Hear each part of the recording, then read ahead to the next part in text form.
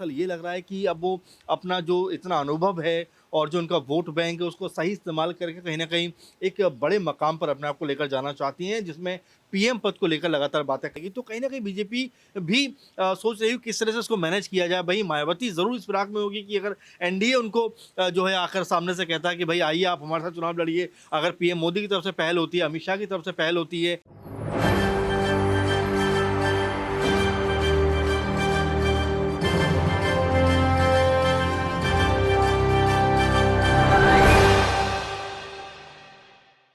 नमस्कार, मैं दौलत शर्मा और आप देखना शुरू कर चुके हैं SPN 9 न्यूज़ और स्वागत है आपका हमारे खास कार्यक्रम सिंहासन 2024 का। और इस 2024 के सिंहासन के लिए कई पार्टियां अपनी लड़ाई यहां पर लड़ती हुई नजर आ रही हैं, जिसमें मुख्यतः यहां पर बात की जाए तो अब भारतीय जनता पार्टी से लड़ने के लिए इंडिया अलायंस का गठन हुआ है। इस गठन में 28 घटक दल शामिल हैं, लेकिन कहीं ना कहीं ये जो घटक दल हैं उनको एक बड़े दल की कमी यहां पर नजर आ रही है, जो दल है BSP, बहुजन समाजवादी पार्टी। इसकी बात यहां पर लगातार चल रही है। मायावती लगातार यहां पर इंडिया अलायंस के हर नेता की जुबान पर हैं। क्या अखिलेश, क्या राहुल गांधी और क्या यहां पर प्रियंका गांधी और क्या यहां पर डिंपल यादव, यानी सब एक ही बात कर रहे हैं यहां पर मायावती की। लेकिन मायावती का रुख यहां पर साफ है कि वो किसी भी गठबंधन में नहीं जाएंगी, खासकर इंडिया अलायंस के गठबंधन में नहीं जाएंगी। अखिलेश की आलोचना करते हुए उन्होंने यहां पर इंडिया अलायंस ना जाने का फैसला किया, यानी इंडिया अलायंस में उनके जाने को लेकर कहीं ना कहीं जो बाधा बन रहे हैं वो अखिलेश यादव बन रहे हैं। लेकिन अखिलेश यादव यहां कहते हैं कि वो उनका पूरा सम्मान करते हैं, वो बहुजन समाज से किसी ना किसी को PM बनाना चाहते थे, वो उनका और उनकी पार्टी का सपना है। लेकिन ये दूरियां कहीं ना कहीं बताती है कि सपनों में कुछ खटास यहां पर डलती हुई नजर आ रही है। यहां पर इससे पहले हमने देखा था 2019 में गठबंधन हुआ था जिसमें BSP को 10 सीटें मिली थी और उसके बाद ये गठबंधन टूटता हुआ सा नजर आया। लेकिन समाजवादी पार्टी से ज़्यादा मजबूत स्थिति में यहाँ पर BSP है, लेकिन BSP यहाँ पर इंडिया अलायंस में आने को तैयार नहीं है। इसके ऊपर कहा जाता है कि उनके ऊपर दबाव है। यहाँ पर कुछ लोगों ने दबाव यहाँ पर डाला हुआ है BSP पर, क्योंकि अभी तक BSP इकलौती ऐसी पार्टी है जिनके ऊपर ED CBI की कार्रवाई नहीं हुई। उनके नेता BJP के खिलाफ इतना मुखर होकर नहीं बोल पाते जितना अन्य पार्टी या इंडिया अलायंस के अन्य घटक दल और उनके नेता बोलते हुए नजर आते हैं। और यहीं से ये गुणा भाग लगाया जा रहा है कि क्या यहाँ पर NDA में शामिल हो सकती हैं, क्या यहाँ पर मायावती, क्या उनको मनाने के लिए यहाँ पर भारतीय जनता पार्टी का आला कमान उनके पास जाएगा, क्योंकि पहले भी BJP और BSP ने गठबंधन के साथ उत्तर प्रदेश में सरकार बनाई है और अब बारी यहाँ पर 2024 के लोकसभा चुनाव की है। हालांकि यहाँ पर भारतीय जनता पार्टी राम मंदिर के मुद्दे को बुनाकर पूरी तरीके से राजनीति अपनी ओर कर चुकी है, 2024 अपने लिए पक्का कर चुकी है। लेकिन जहाँ थोड़ी बहुत कमी रहेगी, जहाँ पर बताया जाता है कि ये पार्टी जो है बड़ी जात वालों की पार्टी है, ये ब्राह्मणों की पार्टी है, यहाँ पर कहीं ना कहीं दलित vote bank Bharatiya Janata party को कम मिलता है। यहाँ पर दलित वोट बैंक हमेशा भारतीय जनता पार्टी की आलोचना करता है और उसी दलित वोट बैंक को पाने के लिए मायावती का साथ यहाँ पर अपनाया जा सकता है, क्योंकि मायावती अखिलेश यादव और इंडिया अलायंस दोनों से यहाँ पर रुष्ट हैं और लगातार यही कहा जा रहा है कि उन दोनों से रुष्ट होना कहीं ना कहीं ये करीबी जो है भारतीय जनता पार्टी से बढ़ाता है।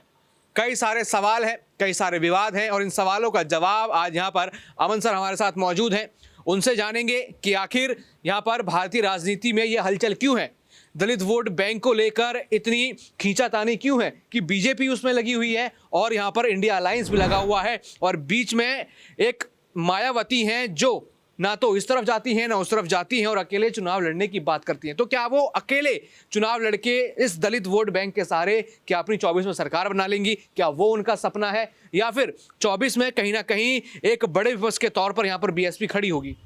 देखिए BSP की आप बात करें, जाहिर बात है दौलत, क्योंकि BSP का अगर सबसे बड़ा रुतबा देखा जाए तो वो यूपी में नज़र आता है। यूपी में ही उनकी पार्टी फली फूली है, लगातार सरकार उनकी रही यूपी में और कह सकते हैं अच्छी खासी सांसदीय की सीटें भी उनको मिली है। तो अब उनका जो सपना है, जो लग रहा है, दरअसल ये लग रहा है कि अब वो अपना जो इतना अनुभव है और जो उनका वोट बैंक है उसको सही इस्तेमाल करके कहीं न कहीं एक बड़े मकाम पर अपने आप को लेकर जाना चाहती हैं, जिसमें पीएम पद को लेकर लगातार बातें कही जा रही हैं कि क्या वो पीएम बनना चाहती हैं, क्या वो जो है मुख्यमंत्री 3-4 बार हो चुकी हैं यूपी की, तो क्या उससे ऊपर उठकर अब वो पीएम का सपना देख रही हैं। और जो इंडी गठबंधन की आप ज़िक्र कर रहे हैं, उन्होंने वाक़ई ये बात कही है कि भई हम तो चाह रहे थे कि एक दलित चेहरे को प्रमोट किया जाए, उनको पीएम बनाया जाए, उनको कुर्सी पर बैठाया जाए, लेकिन मायावती हैं, वो हमसे अलग रहना चाहती हैं, हमारे साथ नहीं आना चाहती। तो कई तरह की बातें निकल कर अब सामने आ रही हैं। देखिए, आपने बीजेपी का ज़िक्र किया, अगर हम देखें 2014 से पहले कोई बीजेपी का ऐसा कोई बहुत बड़ा मुकाम यूपी में नज़र नहीं आता था, हालाँकि सीटें उनको मिलती रहीं, लेकिन ऐसा वर्चस्व नज़र नहीं आया जैसा 2014 के बाद से लगातार नज़र आया है। पहली बार में 71-72 सीटें उनके पास थीं, दूसरी बार में 62-63 के आसपास सीटें उनके पास थीं। तो आप समझ सकते हैं कि विपक्ष का सफाया उन्होंने किया है, लेकिन जिस तरह से हम देख रहे हैं कि जो हमने देखा 19 में कि जैसे ही सपा और बसपा एक साथ मिलकर चुनाव लड़ते हैं, वहाँ पर लगभग 15 सीटें उनके हिस्से में आ जाती हैं, 10 सीटें बीएसपी के ग्रुप के पास आती हैं। तो ये माना जा सकता है कि अगर वो मिलकर चुनाव लड़ेंगी तो शायद बेहतर होगा, क्योंकि जो वोट परसेंट की आप बात कर रहे हैं, तकरीबन 20-22% जो मत प्रतिशत है दलित वोट बैंक का है वो, और 20-22% के सहारे ना सरकार बनाई जा सकती है, ना उसकी उम्मीद की जा सकती है, क्योंकि आपको कम से कम 40% के आसपास जो है वोट बैंक चाहिए, तब कहीं जाकर आप ये सपना देख सकते हैं। और जो 2007 की बात हम लोग कर रहे हैं, वहाँ पर उन्होंने जिस तरह से ब्राह्मण जो कह सकते हैं कि समुदाय को टारगेट किया, और भी तमाम समुदाय को टारगेट करके कहीं ना कहीं उनका जो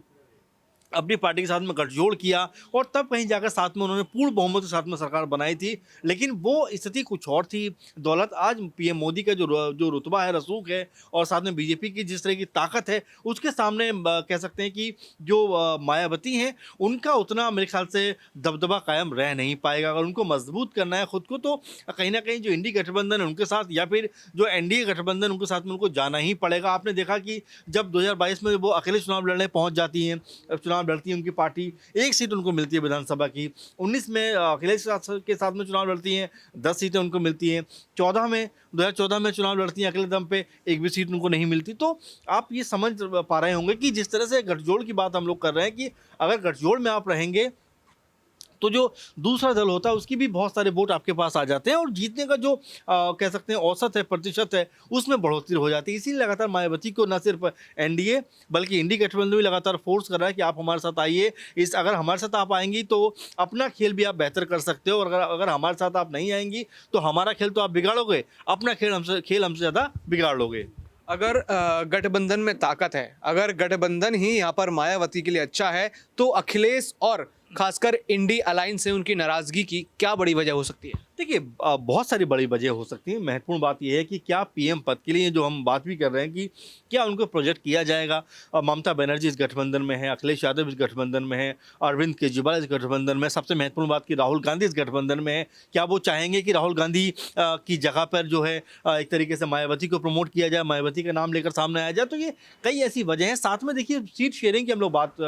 करते रहें कि सीट शेयरिंग का पूरा जो मसला है वो कहीं ना कहीं उलझा हुआ है, क्योंकि हो सकता है कि मायावती सोच रही हूँ कि मैं ज़्यादा सीटों पर चुनाव लड़ूँ, वो कहीं ना कहीं बात नहीं हो पा रही हो। अखिलेश यादव सोच रहे हो कि भाई हमारे पास 110 के आसपास सीटें हैं विधानसभा के समय यूपी में, तो हमें ज़्यादा से ज़्यादा सीटें मिलना चाहिए, लगभग जो है 40 सीटें मिलना चाहिए। वहीं जो है मायावती सोच रही होंगी कि हम भी अच्छा खासा अपना वोट परसेंट रखते हैं यूपी के अंदर, तो हमें भी जो है ज़्यादा से ज़्यादा सीटें मिलनी चाहिए। तो कई तरह की चीज़ें जिसको लेकर लगातार आपस का जो तालमेल है वो बिगड़ा हुआ नज़र आ रहा है, और यही वजह है कि आपस में जो तालमेल बिगड़ने की जो वजह है कि मायावती ने कह दिया कि भाई ना मैं एनडीए गठबंधन के साथ जाऊंगी, ना मैं इंडिया गठबंधन के साथ जाऊंगी, मैं अकेले दम पर चुनाव लड़ूंगी, और उस समय बाद यानी कि जो चुनाव के बाद जो स्थिति बनेगी उसके हिसाब से जो मुझे ठीक लगेगा उसके साथ में चले जाऊँगी, क्योंकि जो पॉलिटिकल कह सकते हैं ज़रूरत की जो राजनीति होती है उसी को वो करती हुई मेरे ख्याल से नजर आएंगी। यहाँ पर कहा जा रहा है कि इंडिया अलायंस से बैर है, उनके साथ नहीं जाना चाहती, और उनके साथ नहीं जाने की वजह है कि बीजेपी का दबाव है। यानी बीजेपी का दबाव क्या उनसे अलायंस करने का है, और अगर वो अलायंस करना भी चाहती हैं तो क्या वो इंतजार कर रही हैं कि बीजेपी के बड़े नेता आकर उनको मनाएं और एनडीए गठबंधन में लेकर आएं? देखिए, ज़ाहिर सी बात है, आपने महत्वपूर्ण बात कही है दौलत, क्योंकि देखिए अगर यूपी के लिहाज से देखा जाए तो बीजेपी भी जानती है कि अगर मायावती के पास 18-20% के आसपास वोट परसेंट है तो ये उनकी ताकत है, इसको आप नज़रअंदाज नहीं कर सकते। लेकिन हाँ, उसको ये ज़रूर पता है कि अगर ये हिस्सों में बटा, यानी कि 20% सपा के पास, 20% बसपा के पास, 5-6-7% कांग्रेस के पास, 2-3% आरएलडी के पास, तो वहाँ पर बीजेपी की जीत आसानी से हो सकती है। बीजेपी को इसमें कोई प्रॉब्लम नहीं होगी, क्योंकि बीजेपी अगर वहाँ पर 35% भी वोट लेकर आती है, 40% भी लेकर आती है, तो उसको जीतने से कोई रोक नहीं सकता। लेकिन हाँ, अगर एनडीए के जो देख रहा है कि अगर बीजेपी के मुकाबले अगर सपा, बसपा, कांग्रेस पार्टी एक साथ मिलकर चुनाव लड़ते हुए नजर आते हैं तो आप ये मानकर चलिए कि वहाँ पर स्थिति बहुत ज़्यादा विकट हो सकती है, क्योंकि यहाँ पर जो वोट परसेंट की हम लोग बात कर रहे हैं कि 20% इनके पास है, 40% हो जाता है, कांग्रेस के पास 4-5% है, 45% हो जाता है, आरएलडी के पास 2-3%, तो मतलब ये मानकर चलिए कि मिला जुलाकर सारी पार्टियों का लगभग 50% के आसपास आ जाता है, तो ये बीजेपी के लिए मुश्किल हो जाएगी। तो कहीं ना कहीं बीजेपी भी सोच रही है किस तरह से इसको मैनेज किया जाए। भाई मायावती ज़रूर इस फिराक में होगी कि अगर एनडीए उनको जो है आकर सामने से कहता है कि भाई आइए आप हमारे साथ चुनाव लड़िए, अगर पीएम मोदी की तरफ से पहल होती है, अमित शाह की तरफ से पहल होती है, या फिर बीजेपी की जो अध्यक्ष हैं, कह सकते हैं कि नड्डा जी, उनकी तरफ से अगर कोई पहल होती तो मुझे लगता है कि मायावती शायद उस तरफ जा सकती हैं। मायावती को भी उनसे कोई खास बैर नहीं है, हमने देखा कि पहले भी सरकारें मायावती और बीजेपी की रही हैं, तो ऐसे में कोई भी चीज़ जो ऐसे नहीं है कि पहली बार हो रही हो। सपा के साथ भी जो है मायावती का गठबंधन रहा है, कांग्रेस के साथ भी रहा है, तो ये कोई नई बात नहीं है। तो ऐसे में मायावती सारी चीज़ों को देख परख के कोई फैसला करने वाली है, और वहीं अगर अपनी स्थिति बिगड़ती हुई देखेगी बीजेपी, यानी कि जो राहुल यात्रा कर रहा है, उसको लगेगा कि हो सकता है कि इम्पैक्ट राहुल गांधी का क्रिएट हो पा रहा है यूपी के अंदर भी, तो हो सकता है कि वो जो है मायावती को अपने साथ लाने का प्रयास करे, क्योंकि जैसा मैं आपसे कह रहा हूँ कि मायावती के पास वोट बैंक तो है, अब वो कैसे उसका इस्तेमाल करती हैं ये मेरे ख्याल से बहुत महत्वपूर्ण होगा, क्योंकि इस्तेमाल तो उन्होंने 2022 में भी किया था, लेकिन जो परसेंटेज उनका था उन्होंने महज उनको एक सीट दिलाई।